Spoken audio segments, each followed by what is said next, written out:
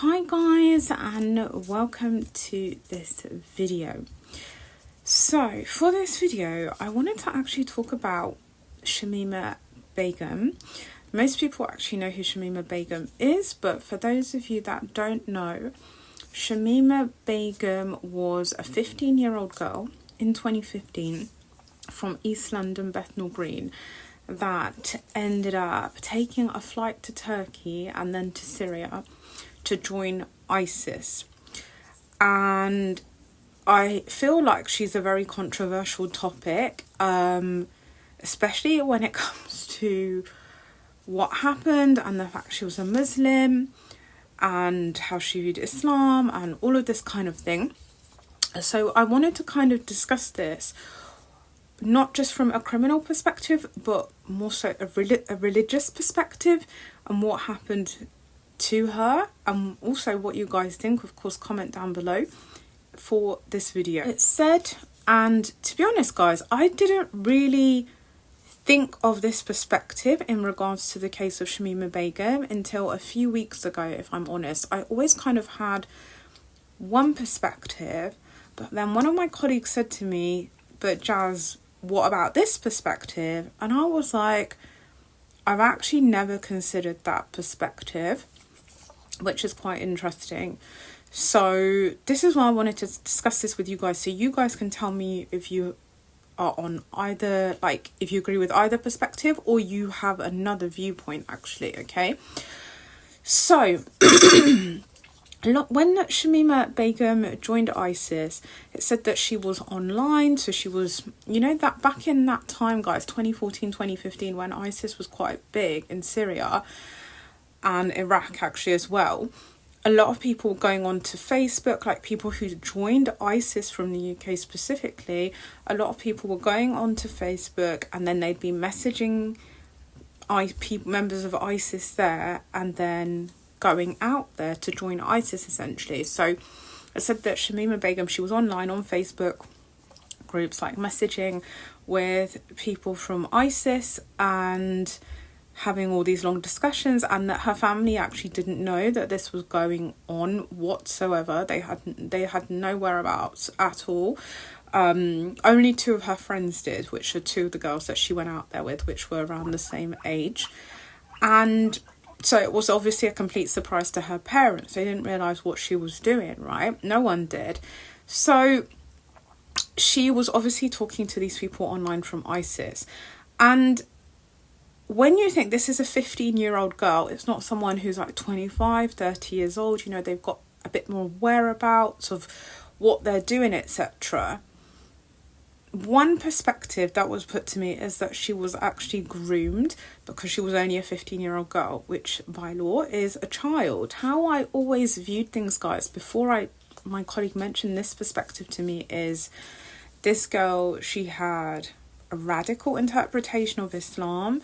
She kind of still knew what she was doing because she was 15. And I always try to think back, guys, to when I was 15 or when other people were 15. What were we doing at that age? We were probably getting into things we shouldn't be doing and what have you. But to the point to join a terrorist organisation and want to kill people, no, that is something that has never ever crossed my mind personally. I don't know anyone personally who's thought to ever do something like that, quite frankly. So this is why I never thought, okay, this girl was actually groomed, because at that age you still have some whereabouts about you. But then when my colleague said that, I was thinking, right, maybe the way that she was groomed online and the way that ISIS were trying to sell their interpretation of Islam to her, it sounded like something that was more appealing than the way Western day society in the UK was in 2015 at that time. And I think it's important to remember, guys, especially in the times that we live in, that obviously we have social media, we have TV and everything going on, and so we are constantly seeing images put to us, whether we like it or not, in regards to not just people's political viewpoints and what's going on in the world, but people's religious perspectives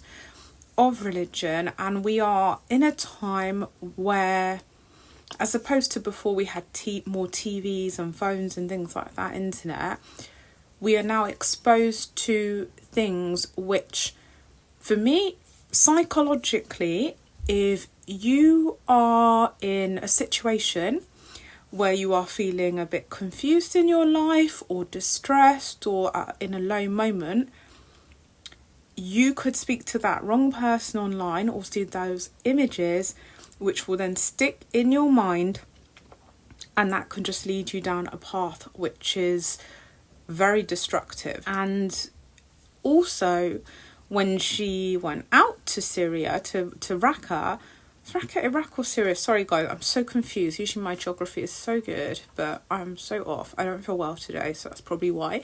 So when she went out there at 15, it said after 10 days that she married her husband. So that was Jago Riddick, who was Dutch, and he was 23.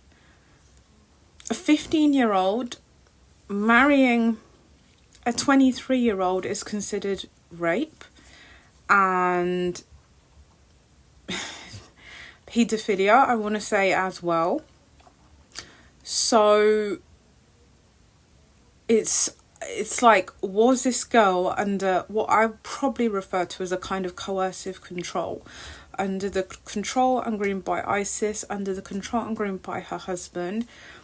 Just before I started filming this video, guys, although I've seen many things about her before and her husband on TV and whatever, I was doing a bit more research, even though I know this case very well. And there was a 3-minute interview that popped up of her husband that he did in 2019 with, I think, BBC. And the interviewer, the journalist, is asking him like, do you think it was acceptable to marry a 15-year-old? And why do you think Shamima should have the right to come back to UK and all of this? And he's kind of like, well, she just sat in the house for 3 years. She just looked after the kids. She wasn't causing any harm. And it's like, your wife did go out and join a terrorist organisation. And then the journalist is like, okay, you married her when she was 15 and you were 23. Do you think that's acceptable? And he's like, well, you know, I didn't actually want to marry a 15-year-old, but she was the one that wanted it. It's like, it doesn't matter what she wanted. She's a 15-year-old child. You are the adult. You shouldn't be doing that. And you know better. But not only did you commit crimes which are atrocious and you killed people, but you also then committed rape against a 15-year-old girl and got her pregnant 3 times. And the two things, guys, with my colleague saying, Jazz, I think she was groomed. And when I listen to that 3-minute interview of her husband, whereas before I've seen loads of things about him and seen interviews with him years ago, when I look at it now, I'm thinking, no, there's something very, very wrong. And the other thing is that I didn't realise before, I don't know if other people realise this, is that when she went out to Syria, so when she was chatting on Facebook with ISIS, the smuggler who got her out there basically organised the whole journey for her. He was working with Canadian intelligence, giving them information about ISIS, and Shamima Begum was talking with him. So he was essentially talking with a 15-year-old child from the UK, which is a child talking with an adult, to smuggle her out there, which for me legally, I'm thinking, under UK law, wasn't that a breach that you were chatting with a 15-year-old girl on the internet to smuggle her into a terrorist organisation? And you're forwarding this information back to Canadian intelligence. And why didn't they interject at that point? Because this isn't an adult, this is a minor we're talking about, a 15-year-old child. Why didn't they also interject at that point?